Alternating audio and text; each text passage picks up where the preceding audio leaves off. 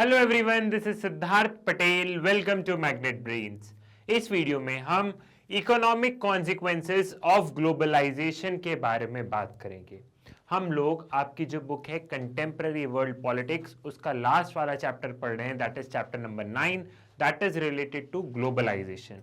और इस पे हम लोग ऑलरेडी बहुत सारे टॉपिक्स को समझ चुके हैं, जैसे कंसेप्ट ऑफ ग्लोबलाइजेशन क्या है, ग्लोबलाइजेशन के पीछे के कॉजेस क्या क्या हैं, पॉलिटिकल कॉन्सिक्वेंसेस ऑफ ग्लोबलाइजेशन क्या क्या हैं, ये तमाम चीज़ें हम ऑलरेडी डिस्कस कर चुके हैं। सो अगर आपने वीडियोस नहीं देखे हो इनके, तो आप प्लेलिस्ट में जाके पहले आप इनके वीडियोस देखिएगा, आपके पूरे कॉन्सेप्ट्स बहुत अच्छे से क्लियर हो जाएंगे। मोरओवर, ग्लोबलाइजेशन क्या है? ग्लोबलाइजेशन इज ऑल अबाउट इंटरकनेक्टनेस, कि पूरा वर्ल्ड कैसे इंटरकनेक्टेड है एक दूसरे से, सारे देश कैसे इंटरकनेक्टेड है एक दूसरे से। हमेशा हम लोग ग्लोबलाइजेशन से कंफ्यूज होते हैं, हम लोग ग्लोबलाइजेशन को हमेशा इकोनॉमिक टर्म्स में देखने की कोशिश करते हैं, बट वो कहीं ना कहीं सही अप्रोच नहीं होती है। हमें ग्लोबलाइजेशन की पॉलिटिकल एस्पेक्ट भी देखना होगा, हमें ग्लोबलाइजेशन का कल्चरल एस्पेक्ट भी देखना होगा, और हमें ग्लोबलाइजेशन का इकोनॉमिक एस्पेक्ट भी देखना होगा। Globalization is all about multi dimensional. Globalization जो है वो एक मल्टी डायमेंशनल है, अलग अलग एंगल्स हमें समझने होंगे अगर हमें ग्लोबलाइजेशन को बहुत अच्छे से समझना है तो। अब देखा जाए तो पॉलिटिकल और कल्चरल टर्म्स में बहुत कम बात होती है, यूजुअली इकोनॉमिक टर्म्स में ही बात होती है। इकोनॉमिक टर्म्स में बात इसलिए होती है क्योंकि 21st century is all about economic gains. आप देखते होंगे कि अगर कभी भी हमारे प्रधानमंत्री कहीं जा रहे हैं या हमारे फॉरेन मिनिस्टर कहीं जा रहे हैं, या फिर अगर कोई मीटिंग है इंटरनेशनल लेवल पे, तो वहां इकोनॉमी की बात जरूर होती है, वहां ट्रेड की बात जरूर होती है। एक बार कल्चर पे कोई इतना ध्यान नहीं देगा, एक बार पॉलिटिकल एस्पेक्ट पे कोई इतना ध्यान नहीं देगा, लेकिन इकोनॉमिक एस्पेक्ट पे सारी कंट्रीज ध्यान देने लगी है, क्योंकि सबको पता है कि अगर इकोनॉमिक टर्म्स में वो कंट्री डेवलप हो गई, इकोनॉमिक टर्म्स में अगर इकोनॉमिक गेन हुए उस कंट्री को, तभी वो एक डेवलप कंट्री की कैटेगरी में आएगी। सो इकोनॉमी बहुत ज्यादा इंपॉर्टेंट रोल प्ले करती है इन टर्म्स ऑफ ग्लोबलाइजेशन। ठीक है, सो हम ग्लोबलाइजेशन के सबसे महत्वपूर्ण टॉपिक को पढ़ने वाले हैं, that is economic consequences of globalization. So start करते हैं। A part of the problem has to do with defining the economic globalization itself. यहां पे ये बताया गया है कि सबसे बड़ा सवाल तो यही आता है कि हम इकोनॉमिक ग्लोबलाइजेशन को डिफाइन कैसे करेंगे। जो इकोनॉमिक ग्लोबलाइजेशन है वो बहुत ब्रॉड टर्म है, ठीक है, हमको इसको डिफाइन करना थोड़ा सा मुश्किल है। साथ ही साथ हमें इकोनॉमिक ग्लोबलाइजेशन के कुछ डिबेट्स को भी देखना है। Political science is all about debates, political science is all about opinion, political science is all about perspective. आप क्या सोच रहे हैं, मैं क्या सोच रहा हूं, कोई थर्ड पर्सन क्या सोच रहा है, ये पूरा पॉलिटिकल साइंस है। यहाँ पे अलग अलग डिबेट्स हैं, यहाँ अलग अलग ओपिनियन है। तो पहला जो सबसे पहले जो सवाल आता है वो ये आता है कि हम इकोनॉमिक ग्लोबलाइजेशन को डिफाइन ही कैसे करेंगे। अगर हमें किसी ने बोल दिया इकोनॉमिक ग्लोबलाइजेशन को डिफाइन करो, तो कैसे करेंगे। अब कुछ लोग ऐसे होंगे वो इकोनॉमिक ग्लोबलाइजेशन को, ये जो इंटरनेशनल इंस्टीट्यूशंस है, इनके ऊपर रख के या फिर इनके तहत डिफाइन करेंगे, कि वर्ल्ड बैंक हो गया, वर्ल्ड ट्रेड ऑर्गेनाइजेशन हो गया, इंटरनेशनल मॉनेटरी फंड हो गया, ये कहीं ना कहीं इकोनॉमिक ग्लोबलाइजेशन को बढ़ावा दे रही है। कुछ लोग ऐसा डिफाइन करेंगे। The mention of economic globalization draws our attention immediately to the role of international institutions like IMF and WTO and the role played in determining economic policies across the world. Yet, globalization must not be viewed in such narrow terms. वही वाली बात है, कुछ लोग बोलते हैं कि economic globalisation इसलिए है, कुछ लोग ऐसे बोलते हैं कि पूरी इकोनॉमी इंटीग्रेटेड इसलिए है क्योंकि ये जो इंस्टीट्यूट्स हैं, ये इंस्टीट्यूट कहीं ना कहीं फैसिलिटेट कर रहे हैं कि पूरे वर्ल्ड की इकोनॉमी एक हो जाए। लेकिन अगर हम सिर्फ इन इंस्टीट्यूट के भरोसे बोल देंगे कि ये इंस्टीट्यूट ही सब कुछ है, ये इंस्टीट्यूट ही माई बाप है, ये इंस्टीट्यूट ही पूरे करता धरता है, तो हम यहां पे गलत होंगे। ठीक है, एक तरीके से ये जितने भी इंस्टीट्यूशंस हैं, ये इंस्टीट्यूशंस कहीं ना कहीं मदद कर रहे हैं। Like world trade organization trade policies वगैरह डिफाइन कर रहा है, पूरी कंट्री को कैसे ट्रेड करना है, सेट ऑफ रूल्स, ये सारी चीजें डिफाइन कर रहा है। वर्ल्ड बैंक, आईएमएफ वगैरह लोन देने में हेल्प कर रहे हैं, डेवलपमेंट करने में हेल्प कर रहे हैं, तो ये कहीं ना कहीं हेल्प जरूर कर रहे हैं, बट सिर्फ इनकी वजह से ग्लोबलाइजेशन है, सिर्फ इनकी वजह से इकोनॉमिक ग्लोबलाइजेशन है, ये कहना गलत होगा। ये एक नैरो डेफिनेशन होगी, क्योंकि मैंने आपको पहले भी बताया है कि आज के तारीख में कोई भी कंट्री अपने आप को आइसोलेशन में नहीं रख सकती। ये इंस्टीट्यूशन होते तो भी सही, नहीं होते तो भी सही, ठीक है। कोई भी कंट्री अपने आप को आइसोलेशन में नहीं रख सकती। इन द सेंस अमेरिका हम बोलते हैं कि बहुत डेवलप कंट्री है, ठीक है। अब अमेरिका बिना इंडिया या बिना दूसरी कंट्री के साथ सस्टेन नहीं कर सकता है, क्योंकि अमेरिका को भी रॉ मटेरियल्स चाहिएंगे, अमेरिका को भी और डेवलप होना है तो दूसरी कंट्रीज में अपने सामान बेचना होगा, ठीक है। कोई कंट्री कितनी भी डेवलप क्यों नहीं हो जाए, वो आइसोलेशन में नहीं रह सकती है, उसको दूसरी कंट्री के साथ में ट्रेड व्यापार करना ही होगा। और अगर हम उस डिबेट में जाए जब मैंने आपको बताया था कंटेम्पररी ग्लोबलाइजेशन क्या है, और अगर हम ग्लोबलाइजेशन का हिस्टोरिकल कॉन्टेक्स्ट देखेंगे, तब मैंने आपको बताया था कि हिस्टोरिकल कॉन्टेक्स्ट में भी ग्लोबलाइजेशन था, हिस्ट्री में भी ग्लोबलाइजेशन था। पहले ट्रेड थोड़ा कम होता था, पर ट्रेड होता था, दूसरे नेशंस के साथ में ट्रेड होता था, उसकी मात्रा थोड़ी कम होती थी आज की अपेक्षा, बट होती थी, ठीक है। तो बेसिकली क्या हुआ है, ये जो इंस्टीट्यूट है, इन इंस्टीट्यूट ने एक तरीके से बस फैसिलिटेट किया है कि ये जो सारी चीजें हैं, ये सारी चीजें थोड़े अच्छे वे में हो, ठीक है। ये इंस्टीट्यूट नहीं होते तो कियोस जैसी सिचुएशन हो जाती कि पता नहीं कैसे ट्रेड हो रहा होता, कोई एक सेट ऑफ रूल्स नहीं होते। लेकिन बस इन इंस्टीट्यूट ने फैसिलिटेट किया है, बाकी तो economic globalization need of the hour था, मतलब अपने आप ही वो धीरे धीरे धीरे धीरे होते जा रहा था। It was a need of an hour, और आज की भी यही स्थिति है। Economic globalization involves many actors other than these international institutions, ठीक है। इकोनॉमिक ग्लोबलाइजेशन में और भी बहुत सारे एक्टर्स हैं apart from these international institution जो हमने पढ़े थे, वर्ल्ड बैंक, WTO, ठीक। अब हम यहाँ पे कुछ डिबेट्स देखते हैं, और ये डिबेट्स ही सबसे ज्यादा इंपॉर्टेंट है, ये डिबेट्स ही हमारा सबसे बड़ा फोकस है यहाँ पे, ठीक है। Some of the important debates, किससे रिलेटेड डिबेट्स है, ये डिबेट्स हैं इकोनॉमिक ग्लोबलाइजेशन से रिलेटेड। पहली डिबेट क्या है, who gets the most from globalization and who gets the less. ये बहुत ही इंपॉर्टेंट क्वेश्चन है कि चलो भैया आप बोल रहे हो ग्लोबलाइजेशन है, ग्लोबलाइजेशन है, पूरा वर्ल्ड इंटीग्रेट हो चुका है, पूरे वर्ल्ड में इंटरकनेक्टनेस आ गई है, पूरा वर्ल्ड इंटरडिपेंडेंट हो गया है, लेकिन ग्लोबलाइजेशन का इंपैक्ट अलग अलग देश पे अलग अलग पड़ा है। अमेरिका पे जो इंपैक्ट है जरूरी नहीं है कि अफ्रीका में भी वही इंपैक्ट हो, या चाइना में जो इंपैक्ट है जरूरी नहीं है कि इंडिया में भी वही इंपैक्ट हो। हर कंट्री पे ग्लोबलाइजेशन के अपने अपने रिपरकेशंस है, हर कंट्री में ग्लोबलाइजेशन का अलग अलग इफेक्ट पड़ा है। तो सबसे महत्वपूर्ण सवाल ये आता है कि ग्लोबलाइजेशन से सबसे ज्यादा फायदा किसको हुआ है और सबसे ज्यादा नुकसान किसको हुआ है। आप खुद इस सवाल पे थोड़ा सा जोर डालो तो ग्लोबलाइजेशन का इसका जवाब भी मैं आपको देता हूं यहाँ पे, ऑल्दो आंसर नहीं है बट मैं आपको आंसर देता हूं, आपकी बुक में नहीं दिया गया है। ग्लोबलाइजेशन का सबसे ज्यादा फायदा अगर हम देखें तो जो वेस्टर्न नेशन है एंड स्पेशली अमेरिका है, उसे बहुत ज्यादा फायदा हुआ है। जितने भी डेवलप्ड नेशंस है ना, उन्हें ग्लोबलाइजेशन में बहुत ज्यादा फायदा हुआ है। वो क्या करते हैं, वो अपने जो उनके पास रुपए हैं वो निवेश करते हैं डेवलपिंग और डेवलप कंट्रीज में, और वहां जाके वो उनको एक्सप्लॉइट करते हैं, ठीक है। वो इन जो अफ्रीकन नेशंस वगैरह इनसे रॉ मटेरियल्स लेते हैं, वही फिनिश प्रोडक्ट्स वो वहां पे पहुंचा देते हैं। तो एक तरीके से क्या हो रहा है, एक तरीके से ये जो वेस्टर्न नेशन है ये अपनी जड़ें इन्होंने बहुत ज्यादा मजबूत कर ली है। साथ ही साथ अगर आप इंटरनेशनल इंस्टीट्यूशंस भी देखेंगे, चाहे वर्ल्ड बैंक हो, चाहे IMF हो, चाहे यूनाइटेड नेशन हो, सब अमेरिका के इशारे पे चलता है, क्योंकि उनको सबसे ज्यादा रुपए अमेरिका दे रहा है। तो ऑलरेडी इनके पास रुपए थे, अब रुपए थे तो इन्होंने क्या किया, थोड़े थोड़े इंस्टीट्यूशंस में भी अपने प्रेशर्स बनाने शुरू किए, इंस्टीट्यूशन में भी अपने कॉन्टैक्ट्स हैं इनके, और दिखती सी बात है जो जिसको ज्यादा पैसे देगा वो उसी की बोली बोलेगा, ठीक है। आज के तारीख में यही हो रहा है कि जो जिसको ज्यादा रुपए दे रहा है वहां पे चीजें वो उसी के फेवर में बोल रहा है, ठीक है। आज के तारीख में मनी बहुत ज्यादा इंपॉर्टेंट हो गया है। तो यहाँ पे ये चीजें चल रही हैं। साथ ही में आप सोचो कि एक अमेरिका की कंपनी है, वो आती है इंडिया में, इन्वेस्ट कर रही है, मान लो कपड़े बना रही है, ठीक है। और एक इंडिया की एक कंपनी है, जो मेड इन इंडिया बोल रहे हैं कि इंडिया की खुद की कंपनी है मान लीजिए, ठीक है, और वो कंपनी अपने कपड़े यहीं इंडिया में बना रही है। तो दिखती सी बात है कि अमेरिका वाली कंपनी के पास में टेक्नोलॉजी ज्यादा होगी, टेक्नोलॉजी ज्यादा होगी तो उनके कपड़े थोड़े सस्ते में बन जाएंगे और वो थोड़े से सस्ते में बेचेंगे।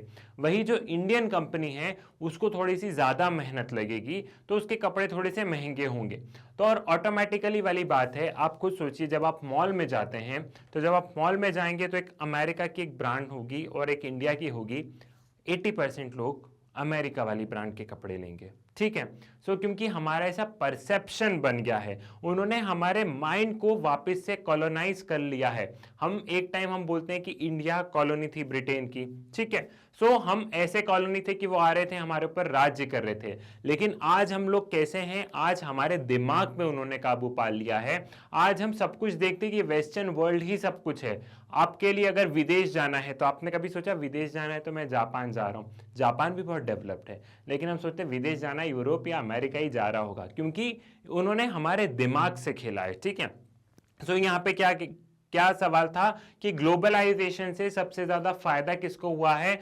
ग्लोबलाइजेशन से सबसे ज्यादा फायदा अगर हम देखें तो वेस्टर्न नेशन है, जो डेवलप कंट्रीज हैं, उनको ज्यादा हुआ है, और नुकसान जो है वो पुअर कंट्रीज को सबसे ज्यादा देखने को मिला है। What is often called economic globalization involves greater economic flows among the different countries of the world।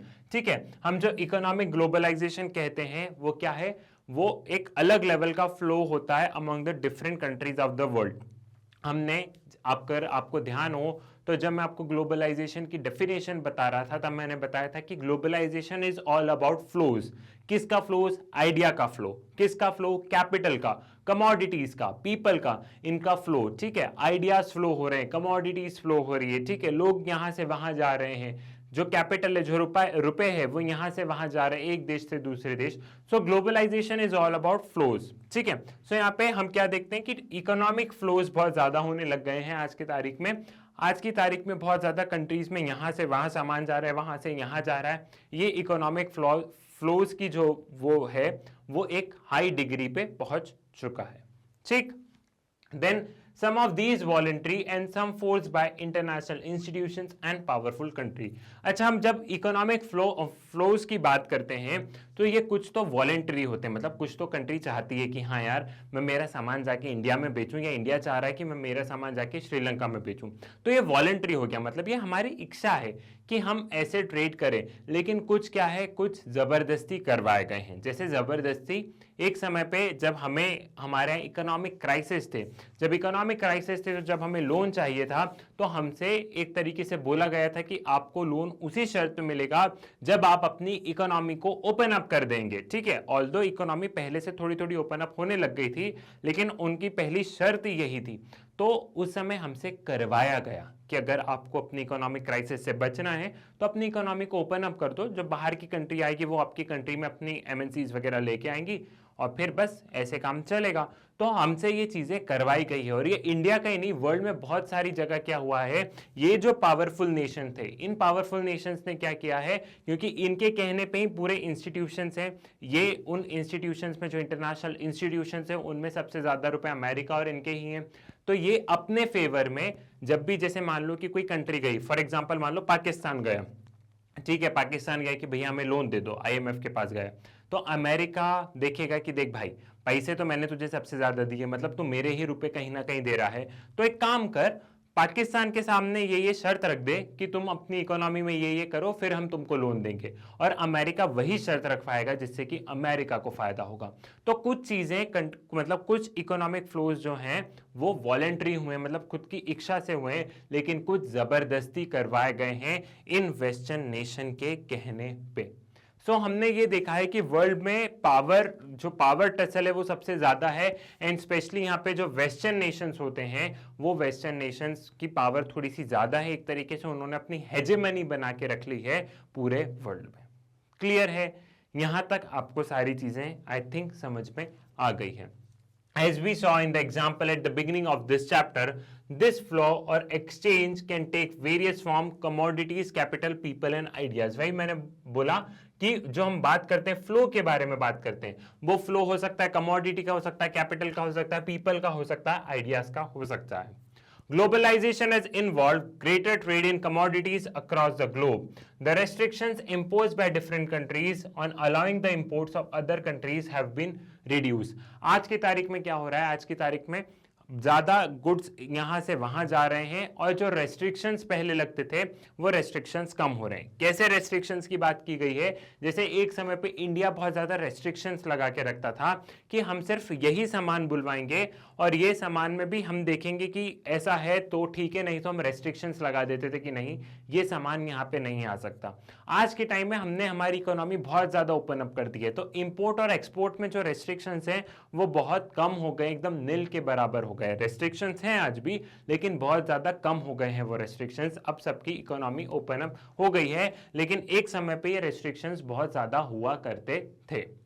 Similarly, the restrictions on movement of capital across the country have also been reduced.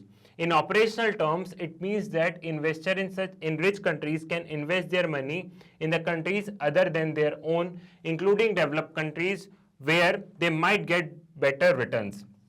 ठीक है, वही जो capital में जो capital का जो हम एक तरीके से कहते हैं जो निवेश जो आता था उस पर भी जो रेस्ट्रिक्शंस थे वो रेस्ट्रिक्शंस भी कम हो गए। अब जो बड़ी बड़ी ये जो कंपनी बड़ी बड़ी जो कंट्रीज हैं, लाइक जो डेवलप कंट्रीज हैं, वो आती हैं डेवलपिंग और पुअर कंट्रीज में और वो अपनी कंपनी वहां पे सेटअप कर देती है। वो इसलिए करती हैं क्योंकि उनको पता है यहाँ पे ज्यादा रिटर्न मिलेगा। अब इंडिया में कंपनी क्यों आना चाहती है? एक तो इंडिया देखो मतलब अच्छा खासा डेवलप कर रहा है, पॉलिटिकल स्टेबिलिटी भी है, ठीक है, ये रीजन तो है, लेकिन जो सबसे बड़ा रीजन है इंडिया की पॉपुलेशन बहुत ज्यादा है, इंडिया का मार्केट साइज बहुत बड़ा है, इंडिया में इतनी ज्यादा पॉपुलेशन है और जो यूथ है वो नई नई चीज नई नई ब्रांड्स के टुवर्ड्स अट्रैक्टिव होते जा रहा है। तो उनको पता है कि इंडिया में वो आएंगे, इंडिया में इन्वेस्ट करेंगे तो उनको रिटर्न भी बहुत ज्यादा मिलेगा, क्योंकि यहाँ की जनसंख्या, यहाँ का मार्केट कितना बड़ा है, इसलिए वो कंपनीज आती हैं, कंपनीज आना चाह रही है और इंडिया में इन्वेस्ट करना चाह रही है।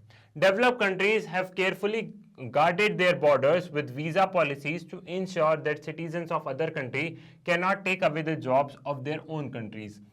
और यहाँ पे क्या होता है, जो डेवलप कंट्रीज हैं वो डेवलप कंट्रीज एक तरीके से हम क्या कहते हैं चालाकी कर रही है कि वो तो आके हमारे यहाँ इन्वेस्ट कर जाती है, वो तो आके हमारा एक्सप्लॉयटेशन कर जाती है, लेकिन उन्होंने क्या किया है, जैसे मैंने बताया ना कि लोगों का मूवमेंट होता है, बिल्कुल आज मूवमेंट हो रहा है, लेकिन उस लेवल पे नहीं हो रहा है जिस लेवल पे आइडियाज मूव कर रहे हैं, उस लेवल पे नहीं हो रहा है जिस लेवल पे ट्रेड हो रहा है। वो क्यों नहीं हो रहा है? क्योंकि डेवलप कंट्रीज जो हैं उन्होंने अपने वीजा पॉलिसी इतनी रेस्ट्रिक्ट करके रखी है कि जो आम नागरिक है वो जाने की सोच भी नहीं सकता है वहां पे, ठीक है। मतलब वीजा अगर हमें लेना है, वहां जाके पढ़ना है या वहां जाके नौकरी करना है, नौकरी में तो जबकि बहुत ज्यादा मुश्किल है, ठीक है। तो वीजा पॉलिसीज उन्होंने बहुत ज्यादा रेस्ट्रिक्ट करके रखी है। क्यों रेस्ट्रिक्ट करके रखी है? क्योंकि उनको पता है ये लोग आएंगे तो ये हमारी नौकरी खा जाएंगे और फिर हम हमारे सिटीजन्स को क्या देंगे, ठीक है। सो उन्होंने अपनी वीजा पॉलिसीज को रेस्ट्रिक्ट करके रखा है। In thinking about the consequences of globalization, it is necessary to keep in mind that same sets of policy do not lead the same results everywhere. While globalization has led to similar economic policies adopted by government in different parts of world, this has generated vastly different outcomes in different parts of world.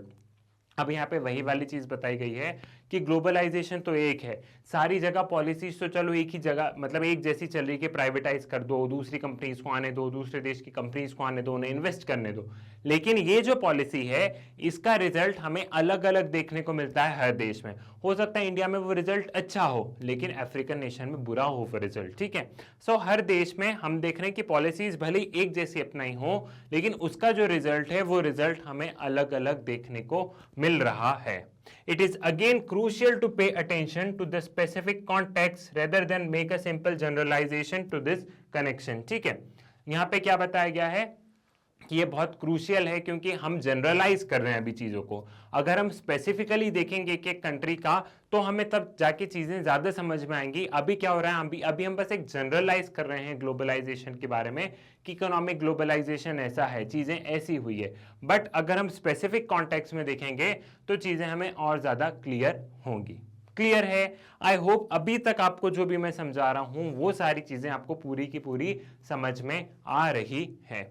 Economic globalization has created an intense division of opinion all over the world. अब ये जो economic globalisation है इसके अलग अलग opinion है, अलग अलग ओपिनियन इन द सेंस, जैसे कि मैंने आपको पहले भी कहा है political science is all about debates discussions, ठीक है, यहाँ पे डिबेट होती है, डिस्कशंस होते हैं। तो यहाँ पे इकोनॉमिक ग्लोबलाइजेशन को लेके अलग अलग ओपिनियन है। कुछ स्कॉलर बोलते हैं कि इकोनॉमिक ग्लोबलाइजेशन अच्छा है, हर कंट्री कंपटीशन में लगी है, हर कंट्री अपने आप को बहुत अच्छा दिखा रही है कि हाँ हम ऐसे काम करेंगे, और कुछ कहते हैं कि इकोनॉमिक ग्लोबलाइजेशन बुरा है, इसमें फायदा सिर्फ और सिर्फ डेवलप नेशन का हो रहा है और जो डेवलपिंग और पुअर नेशन है उनका फायदा नहीं हो रहा, उनका बस नुकसान ही हो रहा है। एक तरीके से क्या हो रहा है, जो पुअर कंट्रीज हैं वो तो फिर से कॉलोनी बन गई है ये जो वेस्टर्न कंट्रीज है, क्योंकि यहाँ पे अब वो उनको एक्सप्लॉइट कर रहे हैं कंपनीज के द्वारा, ठीक है। सो हम देखते हैं कि क्या क्या अलग अलग ओपिनियन है, एक बार इन ओपिनियन को भी हम समझने की कोशिश करते हैं।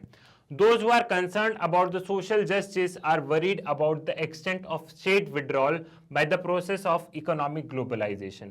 अब जो सोशल जस्टिस के बारे में बात करते हैं, सोशल जस्टिस का मतलब क्या है कि जो लोग बात करते हैं कि सरकार को गरीबी हटाना चाहिए, जो लोग बात करते हैं कि सरकार को अस्पताल बनाना चाहिए, जो लोग बात करते हैं कि सरकार को स्कूल बनाना चाहिए, मतलब जो लोग बात करते हैं वेलफेयर स्टेट की। ध्यान करो पॉलिटिकल कॉन्सिक्वेंसेस ऑफ ग्लोबलाइजेशन में मैंने आपको कौन सी डिबेट बताई थी, मैंने आपको डिबेट बताई थी welfare state versus minimal state, ठीक है।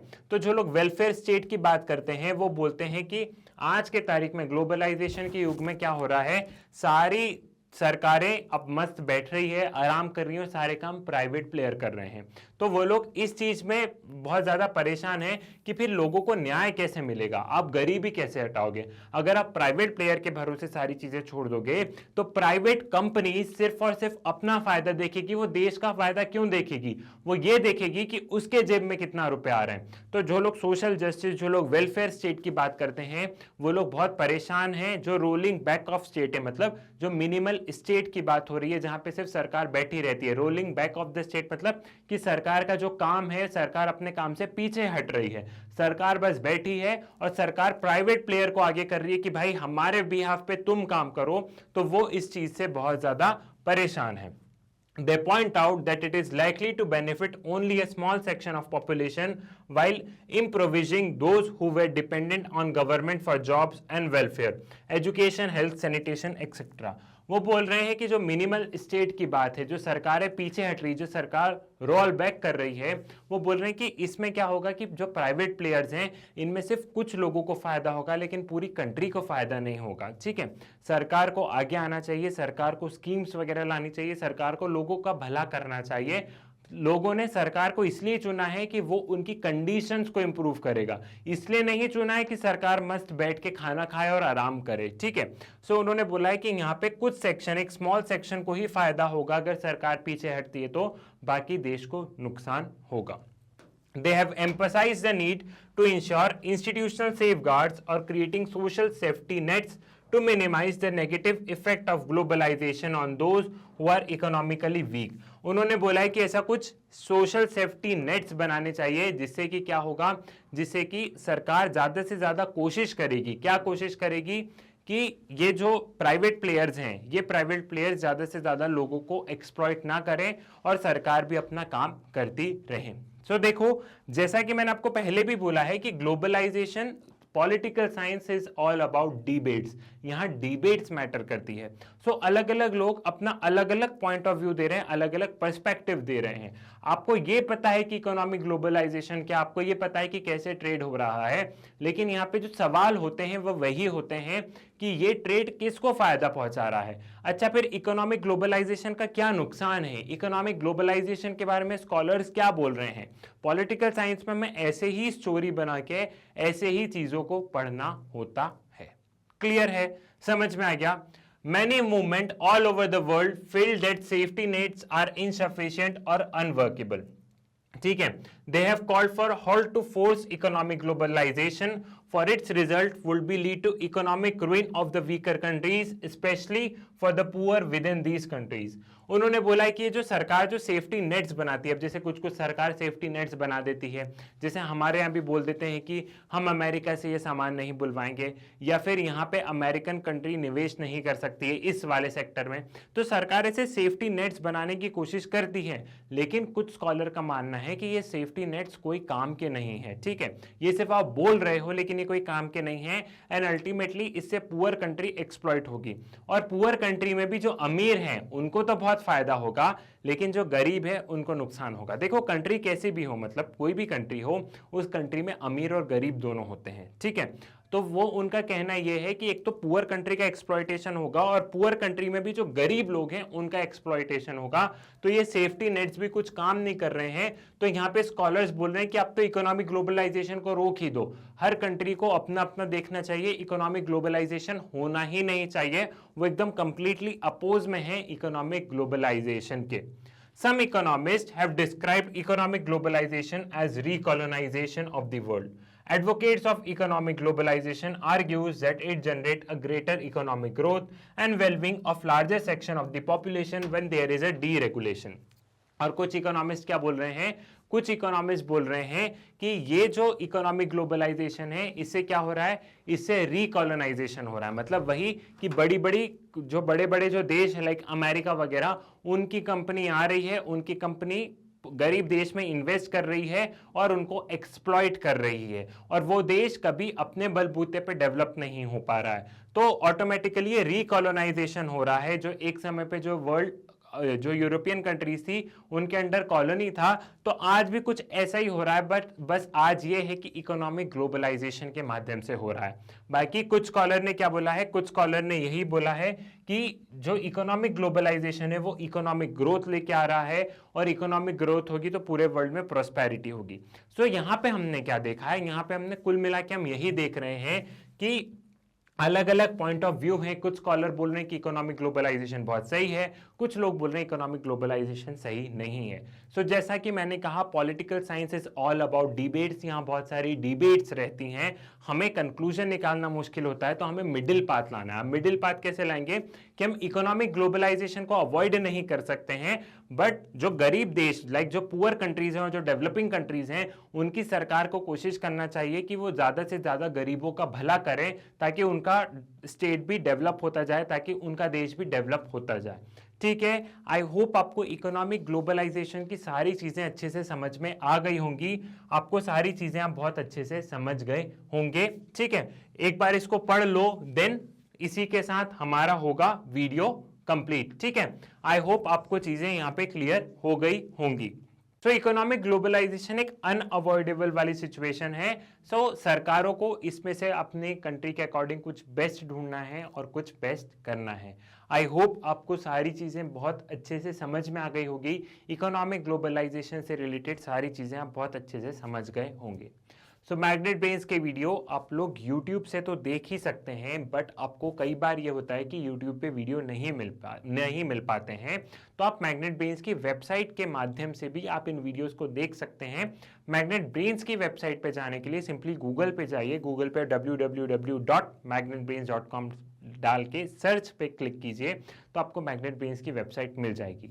वहाँ सभी क्लासेस के लेक्चर आपको सिस्टमैटिक वे में मिलेंगे, और वेबसाइट पे भी नहीं मिल रहे हैं तो मैग्नेट ब्रेन्स के ऐप के माध्यम से आप उन लेक्चर को एक्सेस कर सकते हैं। सो अगर यूट्यूब पे नहीं मिले तो घबराना नहीं, वेबसाइट और ऐप के माध्यम से आप अपनी पढ़ाई जारी रख सकते हैं। मैग्नेट ब्रेन्स एक ऐसा चैनल है जहाँ पे क्लास केजी से लेके क्लास 12 तक पढ़ाया जाता है, और यहाँ पे जितने भी वीडियोस हैं वो सारे वीडियोस बिल्कुल फ्री ऑफ कॉस्ट अवेलेबल हैं। सो आप लोग ज़्यादा से ज़्यादा इन वीडियोस को शेयर कीजिए, मैग्नेट ब्रेन्स के बारे में बताइए, अपने स्कूल में, कॉलेजेस में, ट्यूशंस में भाई बहनों को बताइए, साथ ही साथ वीडियो को लाइक कीजिए, चैनल को सब्सक्राइब कीजिए। मुलाकात होगी आपसे नेक्स्ट वीडियो में नए टॉपिक के साथ, तब तक के लिए धन्यवाद।